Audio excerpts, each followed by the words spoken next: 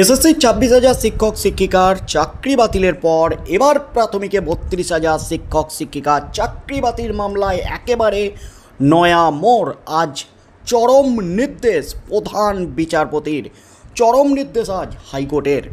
এই মুহূর্তের সবচেয়ে বড় খবর, এখন কিন্তু পাখির চোখ প্রাথমিকে চাকরি বাতিল মামলার দিকে। কারণ প্রাথমিকে 32,000 শিক্ষক শিক্ষিকার চাকরি বাতিলের নির্দেশ দিয়েছিলেন তৎকালীন বিচারপতি অভিজিৎ গঙ্গোপাধ্যায়ের বেঞ্চ। সেই নির্দেশ ডিভিশন বেঞ্চ ঘুরে, সুপ্রিম কোর্ট ঘুরে এই মুহূর্তে হাইকোর্টের ডিভিশন বেঞ্চে শুনানি চলছে। গত সপ্তাহে বিচারপতি সৌমেন সেন প্রাথমিকের চাকরি বাতিল মামলা থেকে সরে দাঁড়িয়েছিলেন ব্যক্তিগত কারণ দেখিয়ে। তার মধ্যেই প্রাথমিকে চাকরি বাতিল নিয়ে এবং প্রাথমিকের নিয়োগে যে দুর্নীতি হয়েছে সেই দুর্নীতি নিয়ে একাধিক বিস্ফোরক রিপোর্ট দিয়েছে সিবিআই তাদের চার্জশিটে। সেই চার্জশিটও কিন্তু সামনে এসেছে। তার মধ্যেই আজ প্রাথমিকের চাকরি বাতিল মামলায় হাইকোর্টে হ্যস্ত আজ একেবারে চরম নির্দেশ কলকাতা হাইকোর্টের। বড় সিদ্ধান্ত নিলেন প্রাথমিকের 32,000 শিক্ষক শিক্ষিকা চাকরি বাতিল মামলা নিয়ে প্রধান বিচারপতি জাস্টিস শিবজ্ঞানম।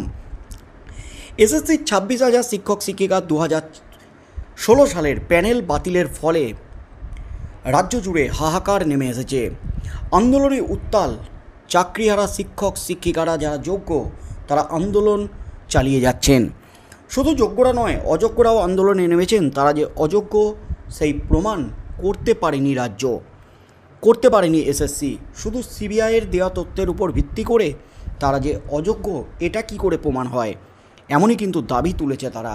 তার মধ্যেই সুপ্রিম কোর্ট ডিসেম্বর পর্যন্ত ছাড়পত্র দিয়েছে যোগ্যদের স্কুলে যাওয়ার জন্য। তার মধ্যেই পরীক্ষা দিয়ে তাদের উত্তীর্ণ হয়ে ফের পাস করতে হবে, তবেই কিন্তু তাদের চাকরি বহাল থাকবে। তা না হলেতে জানুয়ারি থেকে তাদের চাকরি নট। তার মধ্যেই কিন্তু একটা উৎকণ্ঠা বাড়ছে, উত্তেজনা বাড়ছে প্রাথমিকের 32,000 শিক্ষক শিক্ষিকার মধ্যে, যারা এই 2014 টেট অনুযায়ী 2016 সালের যে 43,000 প্রায় নিয়োগ হয়েছিল সেই নিয়োগের প্যানেলের যারা চাকরি পেয়েছিলেন সেই সমস্ত 32,000 শিক্ষক শিক্ষিকা যাদের চাকরি বাতিলের নির্দেশ দিয়েছিলেন বিচারপতি অভিজিৎ গঙ্গোপাধ্যায়ের বেঞ্চ, সেই মামলায় কিন্তু আজ কলকাতা হাইকোর্টে একেবারে হ্যস্ত চরম সিদ্ধান্ত নিলেন প্রধান বিচারপতি।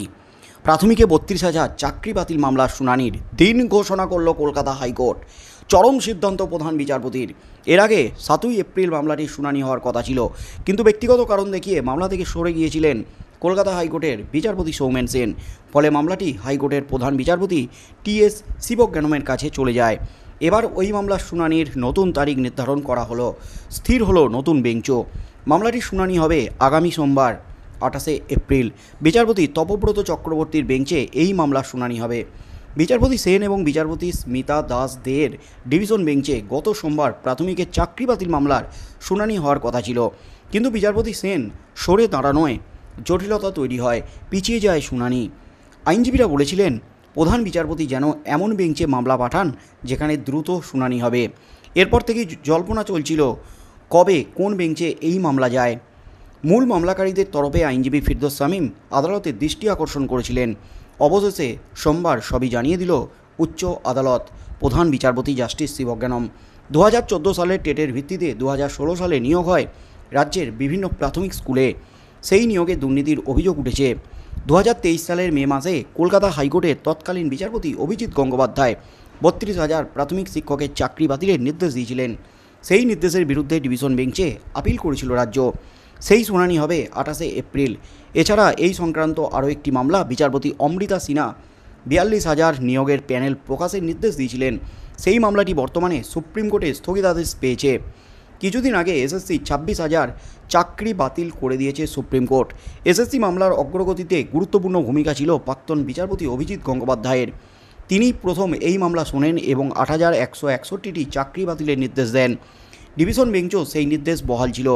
পরে রাজ্য সুপ্রিম কোর্টে যায়, সেখান থেকে এসএসসি মামলা আবার ফেরানো হয় হাইকোর্টে।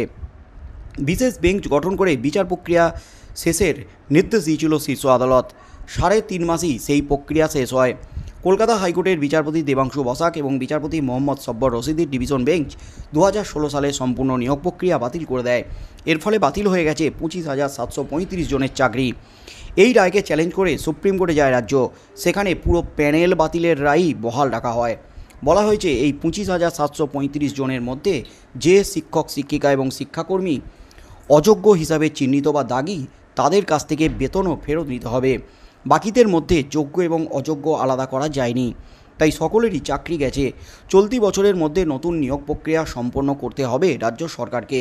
সুপ্রিম কোর্টের রায়ের পর পথে নেমেছেন চাকরিহারারা। তারা নতুন করে পরীক্ষা দিতে রাজি নন। অভিযোগ, পরীক্ষা নিয়ে সমস্ত নিয়ম মেনে তারা চাকরি পেয়েছেন, তা সত্ত্বেও কেন তাদের ভুগতে হবে? প্রশ্ন তুলেছেন চাকরিহারাদের অনেকে। শহরে তাদের অবস্থান বিক্ষোভও চলছে।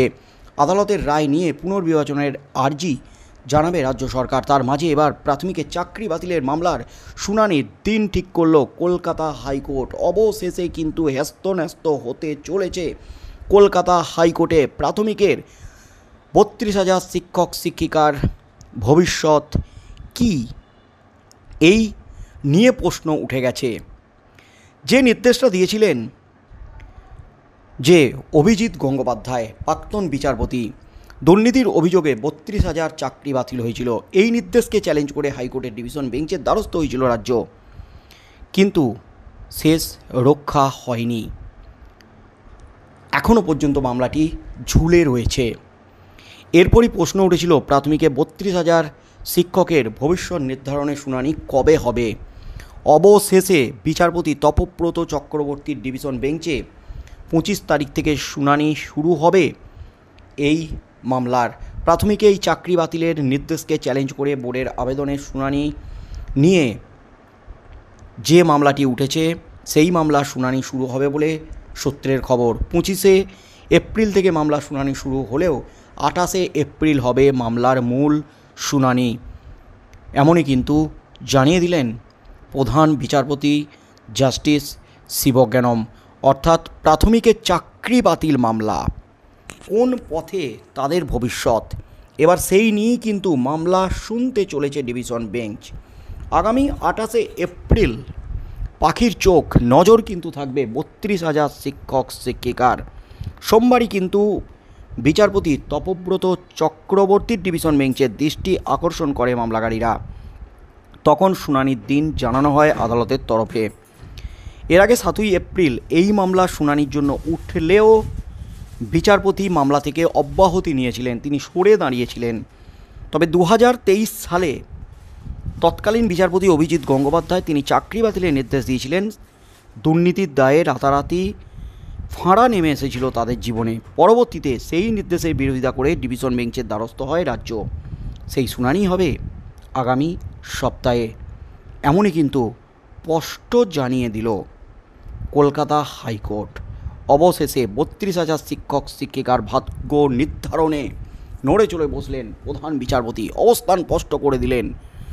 25 এপ্রিল থেকে মামলার শুনানি শুরু হলেও মূল মামলাটির শুনানি হবে 28 এপ্রিল। আগামী দিনে কি হতে চলেছে? এসএসসির মতো কি প্রাথমিকেও 32,000 শিক্ষক শিক্ষিকার চাকরি বাতিল হবে? বিচারপতি অভিজিৎ গঙ্গোপাধ্যায় তিনি আক্ষেপ করেছেন, আমার নির্দেশ যদি মানত, যেখানে তিনি 8,100 জনের মতো অযোগ্য শিক্ষক শিক্ষিকা চিহ্নিত করে তাদের চাকরি বাতিলের নির্দেশ দিয়েছিলেন, তিনি আক্ষেপ করেছেন আমার নির্দেশ মানলে আজ গোটা প্যানেলটা বাতিল হতো না। কিন্তু রাজ্য বিরোধিতা করে সুপ্রিম কোর্টে গেছে। এই মামলার ক্ষেত্রেও কিন্তু রাজ্য বিরোধিতা করে সুপ্রিম কোর্টে গেছে। সেই মামলা চলছে সুপ্রিম কোর্ট থেকে ফিরে এসে কলকাতা হাইকোর্টে। এই মামলায় শেষ পর্যন্ত কলকাতা হাইকোর্ট বিচারপতি তপব্রত চক্রবর্তীর ডিভিশন বেঞ্চ কী নির্দেশ দেয়, ভবিষ্যৎ কি হতে চলেছে 32,000 শিক্ষক শিক্ষিকার, সেদিকেই চোখ থাকবে গোটা রাজ্যের।